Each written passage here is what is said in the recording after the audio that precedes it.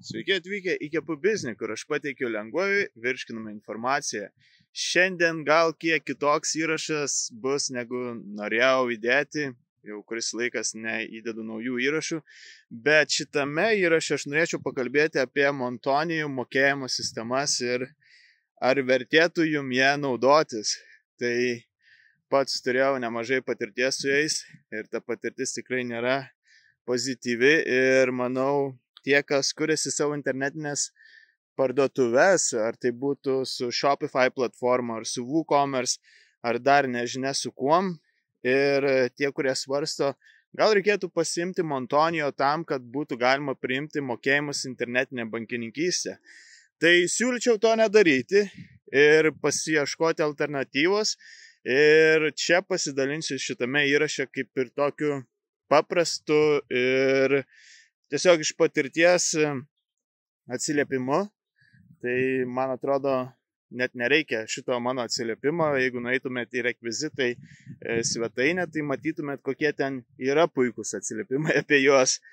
Tai žodžiu, trumpai tariant apie kainą. Pačioje pradžioje, kai pradėjau naudoti Montonijo, tai buvo kažkas prieš 2 metus.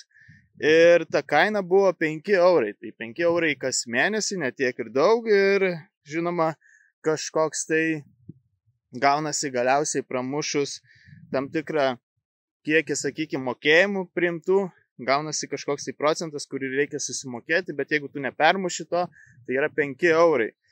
Galvojau, tai nėra daug, nes tuo pačiu gali integruotis per Montonijo, sakykime, siuntas Omniva, DPD ir man atrodo dar ten kitais metodais. Tai žodžiu, tas atrodė visai patogu, nes viskas vienoje vietoje, nereikia rašytis papildomų įskipių, tuo metu aš naudojau WooCommerce, tai nereikėjo rašytis papildomų įskipių, kad man būtų sugeneruoti siuntimo lapeliai per Omniva, tiesiog, sakykime, gauni užsakymą, apmokėjimas bankininkystė ir, žodžiu, viskas suformuojama, tiek tu gauni tą mokėjimą, tiek tu gauni siuntos kodą išsiųsti prekę. Tai atrodė patogu ir 5 eurai atrodė logiškas variantas. Bet neprireikė ilgai laukti, kol viskas pradėjo kilti. Tai pačioje pradžioje vietoj 5 eurų pakilo iki 6 eurų, galvoju, tai čia nieko tokio. Ir tada galiausiai po kokių metų buvau informuotas, kad kainos kils. Tai aš įsivaizdavau, kad kainos pakils iki 12 eurų, kažkas tokio, bet gavau sąskaitą 20 eurų. Ok, galvoju, nelabai man ir be apsimoka jos naudotis, nes elektroninė parduotuvė, kurią turėjau ir naudojau Montonijo, su ja nebuvo tokia didelė, tai man tikrai nebuvo verta naudotis Montonijo daugiau ir mokėti tuos 20 eurų kas mėnesį. Tai, sakau, pakaks man, sumokėjau keletą mėnesių po tos 20 eurų. Susisiekiau su klientų aptarnavimu, pasakiau, jog noriu uždaryti savo sąskaitą. Žinoma, jau kuris laikas aš ir nebenaudojau to Montonijo ir tiesiog laikiau jį išjungęs ir nebepriėmiau mokėjimus per tą sistemą. Tai per tą laiką, kol nenaudojau, susikaupė keletas tų sąskaitų, kurių neapmokėjau. Aš galvojau, vis vien aš nebenaudosiu jų, paprašysiu, kad uždarytų mano paskyrą ir viską išjungtų ir galiausiai viską susimokėsiu, kas man liko. Tai taip ir padariau, susisiekiau su klientų aptarnavimo skyrium, sakiau, noriu uždaryti paskyrą, jie sakė, galėsite uždaryti, kai užmokėsite likusią sumą už suteiktas paslaugas, jie paskaičiavo kažkas, nežinau, 60 eurų, kažkas tokio. Tai kuris laikas nesinaudojau jų paslaugom, tai sakau, gal ir netgi daugiau turėjau tą Montonijo aktyvų ir, ta prasme, tų sąskaitų susikaupė, bet nesmė. Viską apmokėjau, išsiunčiau sąskaitą, kad viskas užmokėta, visi labai patenkinti ir sako, jūsų paskyra uždaryta, ačiū, kad naudojatės ir sėkmės kažkas tokio, ne? Tai dabar praeina pusę metų ir man rašo, sveiki, jūs turite neapmokėję 20 eurų sąskaitą. Galvoju, ką? 20 eurų sąskaitą, iš kur jinai? Tai aš parašiau jiem atgal, jog aš užmokėjau tai, nes kai paprašiau, jog būtų uždaryta mano paskyra, kaip man pasakė, ji negali būti uždaryta, kol jūs nesate susimokėję visų sąskaitų. Tai aš sakau, jog aš viską susimokėjau, vėlgi išsiunčiau sąskaitą, išsiunčiau susirašinėjimą su kliento aptarnavimo skyrium ir šiandien gaunu žinutę, jog ne, visgi esat nesusimokėjęs ir jums liko susimokėti 20 eurų. Tai, ta prasme, praeina pusę metų, aš jau seniausiai neapsinaudoju tom paslaugom. Aš buvau informuotas, kad mano paskyra negali būti uždaryta, jeigu aš nesusimoku visų likučių ir tik tada jinai bus uždaryta.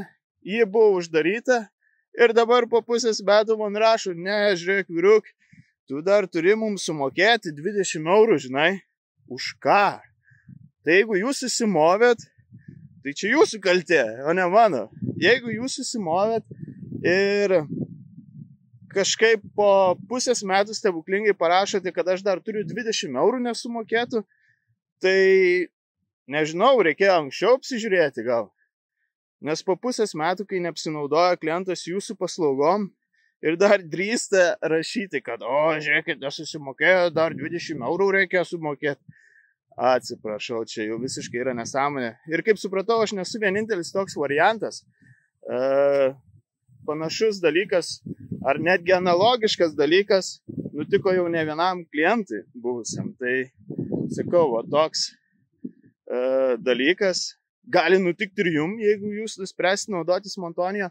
Aš net neįsivaizduoju, kiek jie toliau bus aktyvus, darydami tokius triukus. Aš tikrai abejoju, ar jiem ten viskas labai super sekasi, jeigu taip reikia elgtis ir po pusės metų rašyti, žiūrėk, 20 eurų mums duok.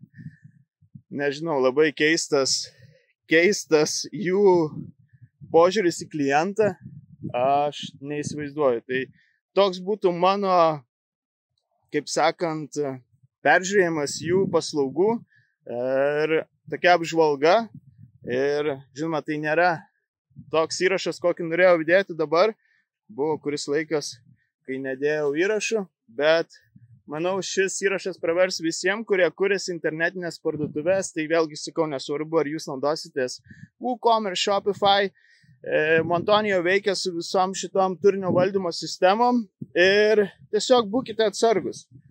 Nes, žinokit, ši sistema, jinai gal ir gali būti patogi, žiūrint iš tos pusės, priimant mokėjimus ir suformuojant ten išsiuntimo kodus per Omniva ir kitus, sakykime, siuntėjus, bet požiūris į klientą tikrai nėra geras ir kaina yra tikrai neadekvati, nebent jūs jau ten turite, nežinau, milžinišką parduotuvę, gal tada jums visiškai vienodai. Tai va, tokia apžvalga, tikiuosi, kam nors pravers. O jeigu ir jūs susidūrite su Montonio nesąmonėm, tai parašykit komentarą, pasidalinkit savo patirtimi. Manau, žmonės turėtų žinoti, kokia yra iš tikrųjų situacija su jų paslaugomis.